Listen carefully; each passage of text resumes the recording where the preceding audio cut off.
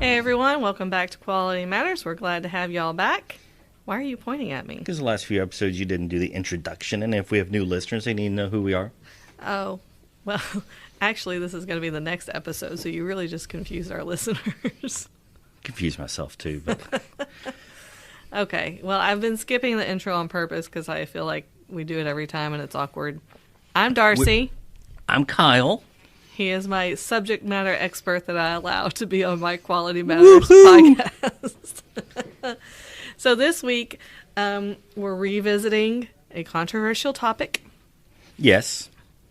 COVID-19. I'm calm, composed, and logical. Kyle is going to remain objective.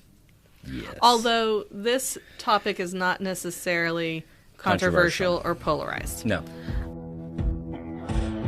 In today's global economy, quality matters.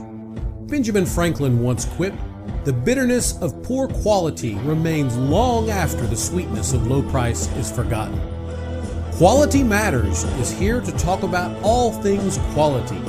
So whether you're looking to improve your business, getting ready for an audit, or dealing with failed inspections, tune in, check us out, then get back to doing work that matters.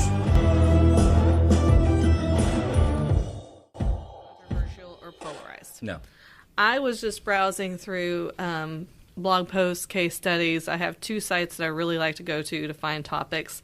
One is Deming's website and their blogs. Deming Institute. The Deming Institute. I knew you would figure it out for me. And the other is ASQ and their case studies. So Okay. when I don't find something on my own, those are the places that I go to find something. But this is really cool. This is very interesting. It's about control charts. Woo! So exciting. Can you briefly tell us what control charts are? Yes. So, if you have any process, you have an upper and a lower limit. And what that means is... Can I guess? Guess. Because I'm so proud of what I'm learning. An upper limit will allow it to go to here. Upper and lower is really the same. We'll allow it to go here, but anything past here is outside of our tolerance and it's a problem and we need to do something about it. What do you need me for? I don't need you anymore. I'm my own subject matter expert. So the idea of control charts is that you can monitor where your measurements and where your data is, and you can predict where it will be before it gets there.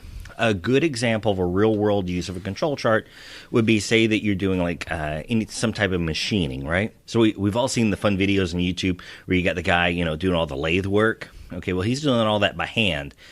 But what if you had a machine that had a drill bit, and that machine would go in 1 inch, over 2 inches, and back out another inch?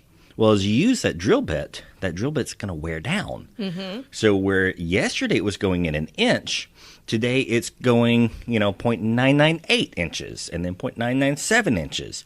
But then it may even accelerate as it gets more brittle or whatever the case is. A control chart will allow you to make very good predictions about what the future of that tool and that measurement will be. Okay. So you can fix the problem before it ever occurs. So that's how this blog ended up on the Deming Institute blogs. Cool. It is the use of control charts in reference to COVID-19. All right. And this is in India. Do we need to explain COVID-19 to anyone? I think people we understand what we've been told about COVID-19. We'll say that. So, on March 24th, the Prime Minister of India put India on a nationwide lockdown. Yeah. That was pretty early, I think.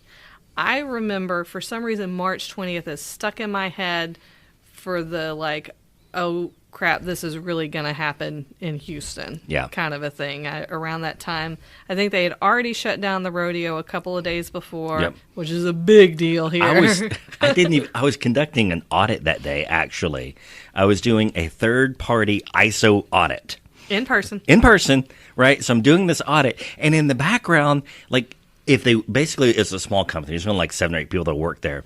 And if they were not in the room being audited by me, they were all in the lobby watching the television, which was cranked up as loud as it could go so they could hear it out in the shop. And so I'm trying to audit, listening to people talk about shutting down the rodeo. I'm like, Yeah. what the heck? So I think that actually happened a couple days before, but I for some reason I remember, I think March 20th was a Friday, and that's when we, said, okay, I thought we were going to be on lockdown, and we packed up the office, we came home, we made a run to the grocery store, did all that No toilet paper. crazy stuff that everybody else did. Yes, but no toilet paper. We got some, we never ran out, so we're not going to complain about that. So on March 4th, India announces a nationwide lockdown.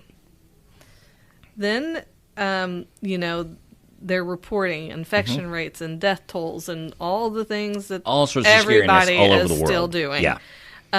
Then there's a man, I know I'm not going to say his name right, Balaji Reddie is how I'm going to say his name.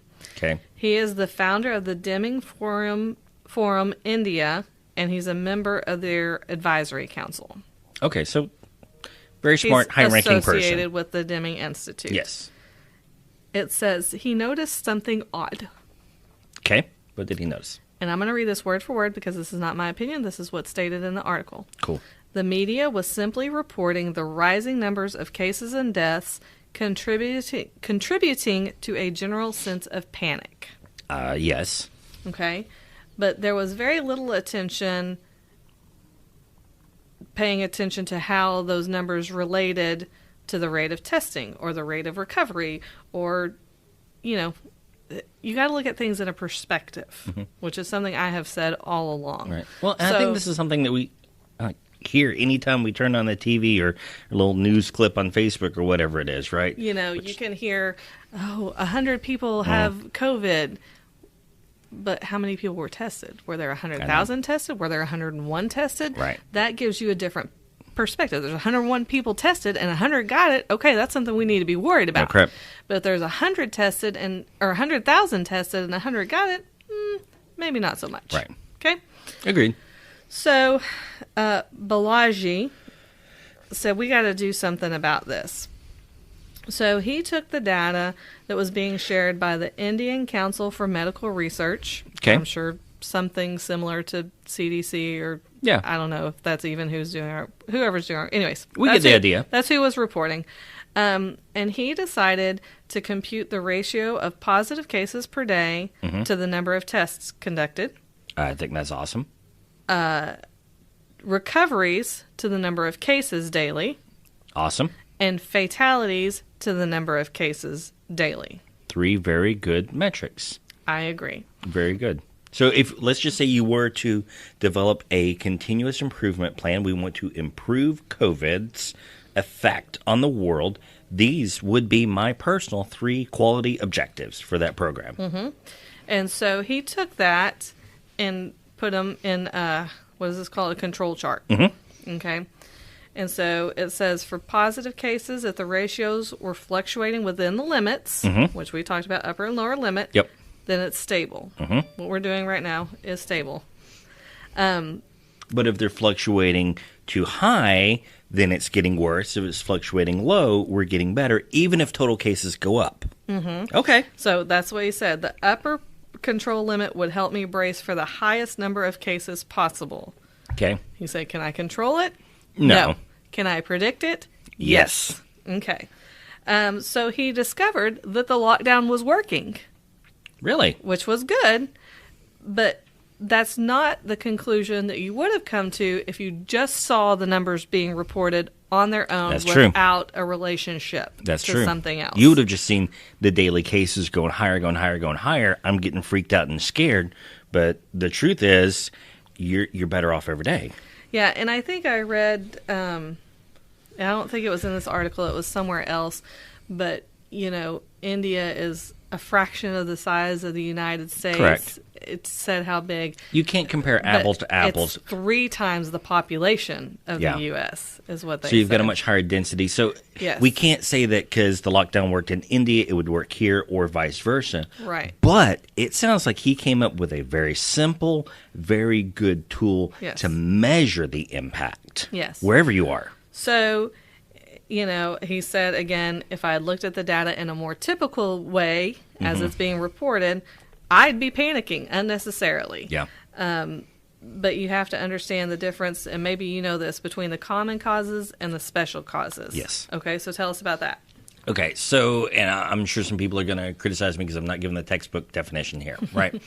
But common causes, these are, just like it sounds like, these are kind of everyday instances that come into play. We cannot control common causes. They're simply part of life. Okay. Right? They're just part of life. You can't control them without some weird, crazy, situation. Special causes, these are things that we can affect, we can impact, we can control these things. So, here for India, we might say that, common causes can be that, people are coming into contact with each other. They're coming into contact with each other really often because it's a really densely packed area. It's probably a lot more humid in most parts of India than it is here. That would be a common cause from them. They can't change the humidity. They can't do anything about it. So those would be real good common causes. But then you start taking a look at special causes. And these are things that we can control, and the lockdown would be one of those. Okay. Even mask wearing or any of these other things. These would be things we can control. Okay. So he said without understanding those two things, common causes, special causes, he would be reacting rather than responding. Yes. So there's Which I think we've seen all around the world. Yes. Yeah. Lots of reacting instead of responding. Yes. And lots of underreacting for the opposite reason. Like we've talked about is we're like, I don't know what to believe because it's all craziness. Yeah. Right? And so, you get reactions on both sides and neither one's good. Mm-hmm. Neither one's good. No. I love this because, keep going. Sorry. So then he took his graphs and he sent the graphs with his interpretations in a report. I'm not even going to try to say his name, to the Director General of the Association of Healthcare Professionals in India. Okay. And a close associate of the person heading the COVID-19 task force that was reporting to the Prime Minister. So he sent it to 2 people that are in influential places, yes. I guess you could say. Yeah. And he got an overwhelmingly positive response. Well, good. With those graphs. And they asked him to start sending in regular updates awesome. of his analysis. So this is way beyond the flatten the curve or slow the spread, mantras that we hear. We want to know how we're doing. And he said he doesn't know how they use the data or if they use the data. He just knows he was asked to keep sending it. Oh, good. So I think that's really about all from the blog post that I had. But I just think like it's it. beneficial because this is what I have struggled with the whole time. There's so much information. We're being flooded with so much information, and it's a rush to get the next headline out there and to be the first with the next headline. And then it's contradictory information from the government, from CDC, from doctors. One doctor will say one thing, and another doctor will say, nope, that's not right. Yeah. It's so contradictory. And I've said a number of times on our podcast, I like numbers. Yeah. Give me some numbers. And this gives you some really good numbers because, like you say, so we'll run a few scenarios here. We got a few minutes on this one. So if the cases go up, that's scary. We've got way more cases this month than we had last month in Houston. By itself, that would appear Houston's getting really bad. Ooh, okay, that's not good. Then you could say, the death rate has gone down. Maybe, but maybe in February when people were dying from it, our testing really sucked, right? Yeah. I mean, so the number is going to be artificially higher, but with a control chart, you can see how it goes, and you can start to identify the relationship between these numbers. And so then you can make actual predictive models, and you can say, yes, we're having more fatalities, but had things been functioning the way they were 30 days ago, 60 days ago, we should have twice more than we're having, or, the opposite way around. But you can make some real decisions about what's good and what's bad. Yeah, so while you're talking, I had written some numbers down because I like numbers. But one thing I did not write down is how many people have been tested. And I'm trying to Google on my phone while you're talking, and I can't find the number of people that have been tested in Texas. There's lots of information of, who has it, how many have it, how many have recovered, who's died from it. Right. But I can't find the number of testing. So, and this is just a quick search on my phone while we're talking, so I'm not saying it's not out there. Yeah. But that's frustrating because I can't even put it in perspective because it's not available. I know. But I do have some numbers to put into perspective. Speak away. What I found was that on March 24th, the Prime Minister of India put them on a 21-day lockdown. Okay. Then I saw that on May 1st, they said 2 more weeks. Ooh. Then it looks like it really didn't reopen until the end of May. Okay. So about a month and a half, they were on a lockdown. And even then, there were certain periods of release from June and July. So it looks like they may still be kind of phasing the lockdown. Sure. So then I wanted to look at confirmed cases and deaths as a percentage. Yeah. Okay, so let's do that. So in Texas, according to my Google searches, 0.98% of our Texas population has confirmed COVID. Okay, so we'll call it 1%. Call it 1%. 0.01% of the Texas population has died from COVID. Okay, so that's about if you get it, 1% of the people that get it die. Yes. Okay. Okay. So that's for Texas. So we're saying 1% of the population of Texas gets it, and 1% of the people that get it die. Yeah, so however you want to look at it. In the U.S., 1.06% of the population has gotten COVID. Okay. And 0.04% has died from it. I want to be clear, I'm not saying 0.04% of the people who got it died from it. It's 0.04% of the total U.S. population has died from COVID. Then we look at India, who did go on a very extreme lockdown. Okay. 0.07% of their population got COVID, and 0.002% died from it. Really? Yes. So they did substantially better than we did. Very much so. I think, and okay, I wish I would have started the other way, but you look at the numbers, that's a percentage. We put it in perspective first because that's how my brain works. That's why I like, you look at the numbers, India has 936,000 confirmed cases. Wow, that sounds scary. That does. That's that almost sounds a horribly million scary. People. Yeah, which means... But their population is 1.3 billion. Yeah, they're like a fifth of the world's whole population. So when you just throw out numbers, I know. That's super scary. You got to have context. Super scary. But, okay, so let's take this out of just talking about COVID. Let's talk about just regular workplace stuff. It's the same thing in workplace, right? So I used to get so frustrated because we'd have losses on projects. Sometimes we'd have some costs on them. And we'd spend so much time and so many hours in meetings trying to find a way to nickel and dime down the cost.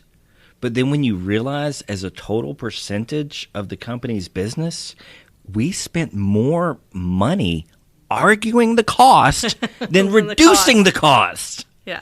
And so we can wind up doing the same thing in the workplace if we don't put things in proper context. So it's like, because I was a systems administrator, right? So I wanted to spend, a lot of money on new servers and infrastructure, and the cost to benefit ratio there of what we would get, kind of going to the decision stuff we've already talked about. So we get a lot of good for it for the long run, but yes, there's a cost today. But when you compare that over the course of 5 years, oh my gosh, just to even argue it for 5 minutes was a waste of time. But when you're talking about $30,000 of servers, that sounds like a lot. Money. Yeah. But then when you realize how much it's going to save and do good everywhere else, and the fraction that is of the total company budget, you're like, why are we even talking about this? This is a waste of time. The same thing that happens here in COVID, it just happens with our daily lives. Yeah, I don't feel like, I started to say I don't feel like any COVID discussion is a waste of time, but that's not true. There is discussion that is a waste of time. I feel like our leaders need to put things in perspective, and they need to demand that media puts things in perspective. I agree. We need these ratios. Yeah. And it doesn't even have to be in a control chart. No. Because, frankly, I think I saw a picture of the control chart, and I didn't understand it at all. Well, there's a lot that goes into to determine how good are these numbers, right? Right. Because if there's too much of a change in case. Yeah, so if you want to come at me with a percent and still share those numbers, but give it in a relation, put it in a perspective. Yeah, I agree. For me. I agree. And all this to say, like, it looks like the lockdown worked well for India. And would it work well for us? I was listening to another podcast where they talked about hindsight, and it's so dangerous to look at hindsight because what's the point of arguing what's already happened? You can't change it. Right. There's no use in criticizing. Let's work together and make a solution from here on out. So, I don't know if it was handled well or not. It would be fascinating to do this because America is so incredibly diverse depending on where you go, right? So if we're looking at rural southern communities versus urban northern communities. Right. It's a totally different set of variables there. Exactly. And it sounds like India, just by nature of their size and population, is all urban. Like, there's just people everywhere. I'm sure that's not quite true, but yeah. It's a very different dynamic. And yes. But my fear is we relate these numbers. I look at this and I say, maybe we need to go on a lockdown for a month. Maybe that would help. And a true lockdown, like grocery stores are closed, gas stations are closed. There's no essential workers. Everything's closed. Right. Because I imagine that's what India did. I don't know for sure. Well, I haven't read up on their lockdown. But then my question is, would it work at this point? Right. Are we too far in? True, because if there's too many cases. And to determine that, we need somebody running these control charts every day. Well, yeah, and we could run those, retroactively because we've been collecting a lot of data all along the way. True. I listened to a podcast with, because I listen to Joe Rogan, but of course it takes 3 hours to listen to him. We try to do this in 20 minutes. Of course, we're failing a little bit today. That's okay. But he was talking to Eric Weinstein. Was it Eric? No, it was Brett Weinstein. I never can remember which one's the same. In any case, he's an evolutionary biologist. He was saying that what he thinks should have happened is the moment this became an issue, we did a 6-week, like we were talking about, dramatic lockdown. He said we would have been fine. The virus would have fizzled itself out, and we'd be good. But, hindsight, can't go back and fix that. But now we could take a look, and we could, again, taking these 3 metrics, right? I'll say it was positive cases to the number of tests conducted, recoveries to the number of cases daily, and fatalities to the number of cases daily. There you go. So if we take a look at these 3 statistics, or these 3, I'm going to call them objectives because you want to get those low, right? So we've got 3 objectives here. Well, what were the actions taken in this part of rural Texas versus that part of rural Georgia? Okay, And then we take a look at, what happened in Houston versus what happened in New York, right? Where did we get the best impact? Where did things go wrong? And you can make informed decisions, and maybe they're very localized decisions. Maybe you know what? All you folks living out in the boonies, you need to behave this way for 6 weeks, and we're going to crack down on you if you don't. And here's why you need to do it. And all you folks here in the urban areas, you got to behave in this way for 6 weeks, and if you don't, we're going to crack down on you. But, you have to also consider your customer and this and relay that information in a way that makes sense. Yep. If you give these control charts to people, I started saying the boonies, but I don't even live in the boonies and I don't understand them. Well, I grew up in the boonies, So just because you grew up in the boonies doesn't mean you're one thing or the other. My point is you need to know your audience and your customer and relay that information in a way that makes sense. Amen. And And you may have to relay it in multiple ways. It may be a control chart, and it may be percentages. Yeah, it's whatever it is. But I think that, and I think you're right, I think leaders of each area, but then the problem then becomes, Deming thinks of the system as a whole. So, like, I go into lockdown for 6 weeks, but another area doesn't.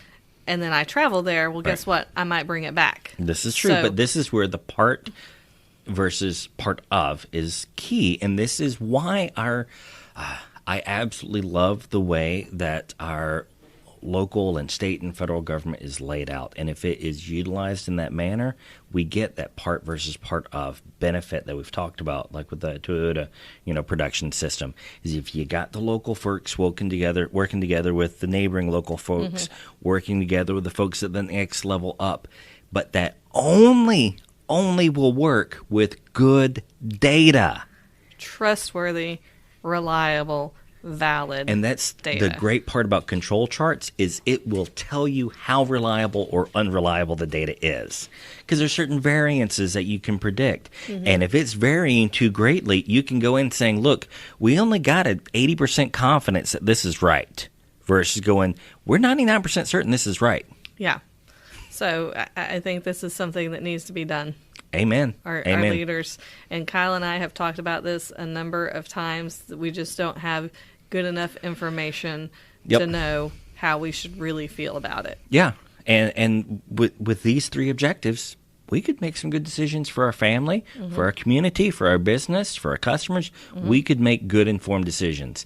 And whether we're talking COVID or whether we're talking your production schedule at your facility, your non-conformance rates, amount of overtime your team is working, you can make good decisions with good data. And you make bad decisions with bad data. That's it. All right. There we go. We'll end it on that. Thanks for listening.